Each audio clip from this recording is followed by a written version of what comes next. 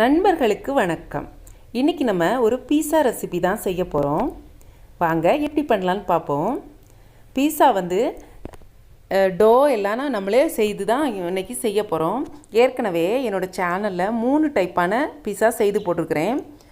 Chicken pizza, veg பீஸா, பன்னீர் பீஸா 3 டைப்பான பீஸா செய்து போட்டிருக்கிறேன். அதே போல் டொமேட்டோ சாஸும் ஏற்கனவே நான் வீடியோ அப்லோட் பண்ணியிருக்கிறேன். இந்த லிங்க் எல்லாமே நான் டிஸ்கிரிப்ஷனில் கொடுக்குறேன். அதே போல் இந்த பீஸாவுக்கு நம்ம சாஸ் ரெடிமேடு தான் யூஸ் பண்ண போகிறோம். வெறும் கேப்சிகம் மட்டும் தான் யூஸ் பண்ணியிருக்கிறோம். பொதுவாக குழந்தைங்களுக்கு ஆனியன், தக்காளி இதெல்லாம் நிறைய குழந்தைங்க சாப்பிட மாட்டாங்க. இந்த பீஸாவுக்கு எதுவுமே யூஸ் பண்ணலை. ஒன்லி கேப்சிகமும் பஜ்ஜி மிளகாயும் தான் யூஸ் பண்ணியிருக்கேன். Readymade sauce, cheese. இப்போது எப்படி பண்ணலான்னு பார்ப்போம். ஃபஸ்ட்டு பீஸா செய்கிறதுக்கு முன்னாடி ஈஸ்ட் ஆக்டிவேட் பண்ணணும்.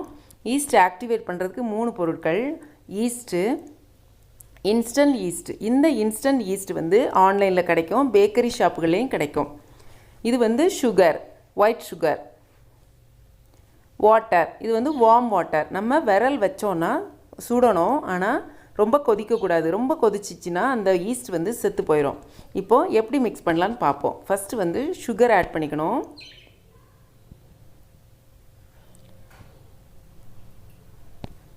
Water, warm water. இதோட மெஷர்மெண்ட் எல்லாமே நான் டிஸ்கிரிப்ஷனில் கொடுக்குறேன். வாட்டர் சேர்த்துட்டு சுகரை நல்லா கரைச்சிக்கணும். ஓரளவு ஒரு 3/4 பதம் கரைஞ்ச பிறகு நம்ம ஈஸ்ட்டு சேர்த்தா போதும்.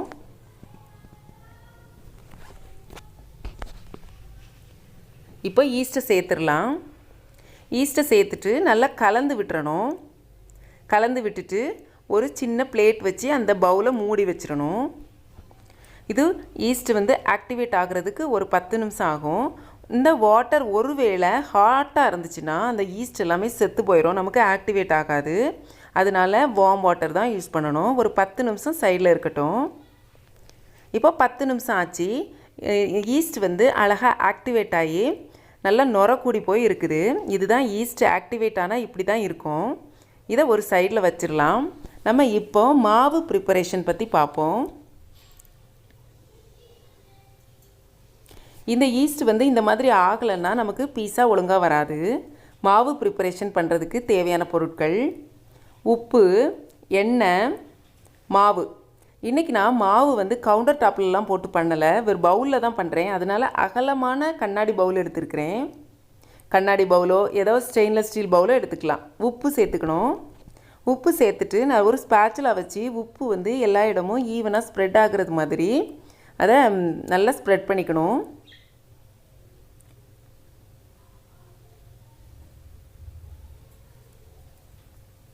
நல்லா ஸ்ப்ரெட் பண்ண பிறகு இதில் ஆயில் சேர்த்துக்கணும். நான் இன்றைக்கி தேங்காய் சேர்க்குறேன். ஆலிவ் ஆயில் சேர்த்துக்கலாம், எனி ஃப்ளேவர்லெஸ் ஆயிலும் சேர்த்துக்கலாம். இப்போ அதை சேர்த்துட்டு தேங்காய் எண்ணெய் 2 டேபிள் ஸ்பூன் உண்டு. அதில் பாதி நான் இப்போ சேர்க்குறேன். மீதி பாதி கொஞ்சம் பொறுத்து நம்ம சேர்த்துக்கலாம்.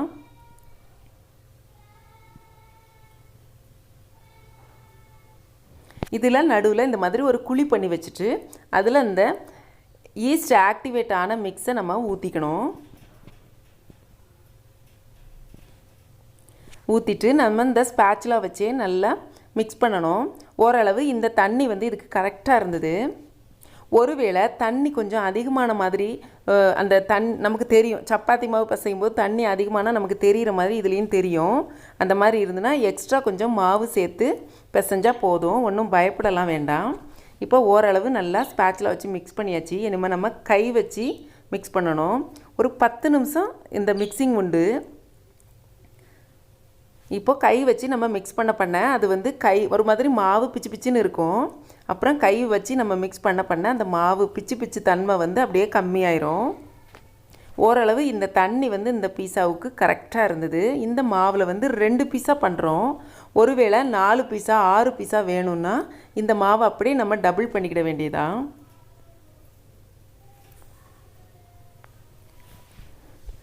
இப்போது பிசையும் போதே கொஞ்சமாக மாவும் அல்லது எண்ணெய் ஊற்றி நம்ம பிசைஞ்சிக்கலாம். ஏன்னா நம்மகிட்ட 1 டேபிள் ஸ்பூன் எண்ணெய் இருக்குது. அதை ஊற்றியும் பிசைஞ்சிக்கலாம். மாவும் கொஞ்சம் சேர்த்து பிசைனா பிசைஞ்சிக்கலாம். நம்ம கையில் ஒட்டாதமாக வர்றது வரை பிசையணும். அதே போல் இதே மெத்தடில் தான் பிசையணும். அப்படியே உள்ளே இருக்கிறது வெளியில் வரும். அப்படியே இந்த ஃபோல்ட் டைப்பில் தான் பிசையணும். இப்போ வந்து கொஞ்சமாக இந்த பவுலில் எண்ணெய் சேர்த்துருக்குறேன். இதை வந்து நல்லா ரவுண்ட் பண்ணிவிட்டு நம்ம ஒரு மூடி வச்சிட்டோம்னா போதும். இல்லாட்டி ஒரு ஈர துணி அதில் மேலே போட்டு விட்டுறணும். இப்போ நான் ஒரு மூடியை வச்சுருக்கிறேன். இது மூடி வச்ச பிறகு ஒரு 1 hour ஆகும் நமக்கு வந்து இது ஆக்டிவேட் ஆகிறதுக்கு. நல்லா வந்து நம்ம வச்ச மாவை விட டபுள் வந்திருக்கும். இந்த மாதிரி டபுள் வந்தால் தான் ஈஸ்ட் வந்து ஆக்டிவேட் ஆகி மாவு வந்து நமக்கு நல்லா சாஃப்டாக ரெடியாக இருக்குதுன்னு அர்த்தம். இப்போது இதை வந்து நம்ம கை வச்சு ஒரு பஞ்ச் கொடுத்தோன்னா அதில் உள்ளே இருக்க ஏர் எல்லாமே வெளியில் வந்துடும். அதுக்கு பிறகு மாவு வந்து திரும்ப பழைய மாதிரி கொஞ்சமாயிரும். அதே போல் மாவு ரொம்ப சாஃப்டாக இருக்கும். இதே மாதிரி ஃபோல்ட் டைப்பில் ஃபோல்டு பண்ணி நம்ம வந்து பிசைஞ்சிக்கணும். இப்போ இந்த மாவை வந்து ஒரு பிளேட்டுக்கு மாற்றிட்டு இன்னும் கொஞ்சம் மாவு போட்டு திரும்பியும் நல்லா பிசைஞ்சிக்கலாம். மொத்தம் டோட்டலாக 10 நிமிஷம் கிட்ட நம்ம பிசைவோம். இப்போது பிளேட்டுக்கு மாற்றி நல்லா பிசைஞ்சாச்சு. இதை வந்து நம்ம 2 பாகமாக இன்றைக்கி எடுக்க போகிறோம். ஏன்னா 2 பீஸாக பண்ணுறதுனால ஒரு கத்தி அல்லது ஏதாவது வச்சு 2 பீஸாக கட் பண்ணிக்கலாம். இப்போ 2 டோ மாதிரி நமக்கு வந்திருக்கு. இதை ஒரு டோவை எப்படி நம்ம பீஸா செட் பண்ணுறதுன்னு பார்க்கலாம். கொஞ்சம் மாவு போட்டு நம்ம லைட்டாக வச்சிட்டோன்னா நம்ம கையில் ஒட்டாது. இப்போது பீஸா செட் பண்ணுறதுக்காக பிளேட் எடுத்துருக்கிறேன். நம்ம இந்த டைமில் இதுக்கு கொஞ்சம் நேரத்துக்கு முன்னாடியே பீஸா அந்த ஓடிஜியில் தான் நான் இன்றைக்கி செய்ய போகிறேன். அந்த ஓடிஜியை நம்ம வந்து ப்ரீஹீட் பண்ணி ரெடி பண்ணிக்கணும்.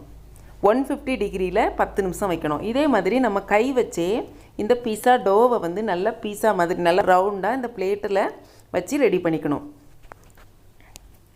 நான் ஏற்கனவே குக்கரில் எப்படி பீஸா பண்ணணுங்கிற வீடியோ போட்டிருக்கிறேன். நான் டிஸ்கிரிப்ஷனில் லிங்க் கொடுக்குறேன். இப்போ நம்ம என்னென்ன வெஜிடபிள்ஸ் யூஸ் பண்ண போகிறோம்னு பார்ப்போம். இதுக்கு பீஸா சீஸ் எடுத்திருக்கேன். Mozzarella cheese. இது வந்து இந்த மாதிரி துருவியே கிடச்சிது. அதே போல் பீஸா சாஸ். நான் இன்றைக்கி ரெடிமேட் சாஸ் தான் யூஸ் பண்ண போகிறேன். அதுக்கு தேவையான வெஜிடபிள்ஸ் வந்து பஜ்ஜி மிளகாய், கேப்சிகம் 3 கலர் எடுத்திருக்கிறேன். இப்போது இதை வந்து எப்படி நம்ம இதில் அரேஞ்ச் பண்ணுறதுன்னு பார்ப்போம். ஃபஸ்ட்டு வந்து பீஸா சாஸ் சேர்த்துக்கணும். சேர்த்துட்டு ஓரளவு எல்லா இடத்துலையும் நல்லா ஈவனாக ஸ்ப்ரெட் பண்ணுறது மாதிரி நம்ம ஸ்பூன் வச்சு நல்லா ஸ்ப்ரெட் பண்ணி விட்டுறணும். அந்த டோவோட கலரே தெரியக்கூடாது. இந்த சாஸ் அப்ளை பண்ணிடணும். அப்புறம் அடுத்து வந்து பீஸா சீஸ். இந்த சீஸ் கூட செடார் சீஸும் போடலாம். இல்லாட்டி ஏதாவது வேறு சீஸும் போடலாம். இன்னும் நல்லா க்ரீமியாக இருக்கும். ஓரளவு நான் ஒரு பீஸாவுக்கு 100 கிராம் சீஸ் யூஸ் பண்ணியிருக்கிறேன். இதுக்கு மேலே 3 கலர் கேப்சிகத்தையும் மாற்றி மாற்றி போட்டு விட்டுறணும். திரும்பியும் அதுக்கு மேலே சீஸ் போடணும். அப்போ தான் நம்ம சாப்பிடும்போது நல்லா க்ரீமியாக நல்லா ரிச்சாக இருக்கும். இந்த பஜ்ஜி மிளகாயும் போட்டுக்கணும். பஜ்ஜி மிளகாய் ஏன் போடுறோம் அப்படின்னா நல்ல ஒரு கொஞ்சம் காரமாக இருக்கும். சப்போஸ் இந்த காரம் பத்தலைன்னா எக்ஸ்ட்ராவாக ஆரிகானோவும் சில்லி ஃப்ளேக்ஸும் நம்ம செய்த பிறகு அது மேலே வந்து லைட்டாக ஸ்ப்ரிங்கிள் பண்ணி சாப்பிட வேண்டியதான். இப்போ வந்து ஓவன் வந்து ப்ரீஹீட் ஆகி ரெடியாக இருக்குது. இப்போ இதுக்கு மேலேயும் கொஞ்சமாக சீஸை நம்ம ஸ்ப்ரிங்கிள் பண்ணிவிட்டு செட் பண்ண வேண்டியதான் ஓவனில் வந்து 180 டிகிரியில் 40 மினிட்ஸ் ஆச்சு. இப்போது 40 மினிட்ஸ்க்கு அப்புறமா நம்ம பார்க்கலாம். இப்போது 40 மினிட்ஸ் ஆச்சு. சூப்பராக குக் ஆகிடுச்சு.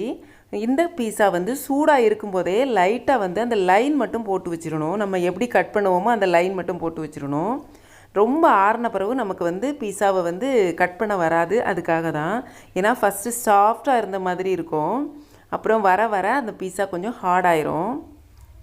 நல்லா ஆறின பிறகு தான் கட் பண்ணி எடுக்கணும். இப்போ நல்லா ஆறிடுச்சு. நம்ம கட் பண்ணி பார்ப்போம். பாருங்கள், சூப்பராக இருந்தது. நம்ம வீட்டிலையே குழந்தைங்களுக்கு பிடிக்காத ஆனியன், தக்காளி எல்லாம் போடாமல் அவங்களுக்கு பிடிச்ச வெஜிடபிள்ஸ் மட்டும் போட்டு எல்லாமே நமக்கு இதில் எல்லாமே ரெடிமேட் தான் நான் வாங்கியிருக்கேன். அதே போல் இந்த பொருட்கள் எல்லாமே நமக்கு ஆன்லைன்லேயும் அவைலபிள் இருக்குது. நான் எல்லாமே ஆன்லைனில் தான் வாங்கினேன். இதுக்கு மேலே எக்ஸ்ட்ரா காரம் வேணும்னா நல்லா காரசாரமாக சில்லி ஃப்ளேக்ஸும் ஆரிகானோவும் போட்டு சாப்பிடலாம். இந்த வீடியோ பிடிச்சிருந்தால் லைக் பண்ணுங்கள், ஷேர் பண்ணுங்கள், கமெண்ட் பண்ணுங்கள். என்னோடய சேனலை ஃபர்ஸ்ட் டைம் பார்க்குறவங்களா இருந்தால் சப்ஸ்கிரைப் பண்ணுங்கள். தேங்க்ஸ் ஃபார் வாட்சிங்.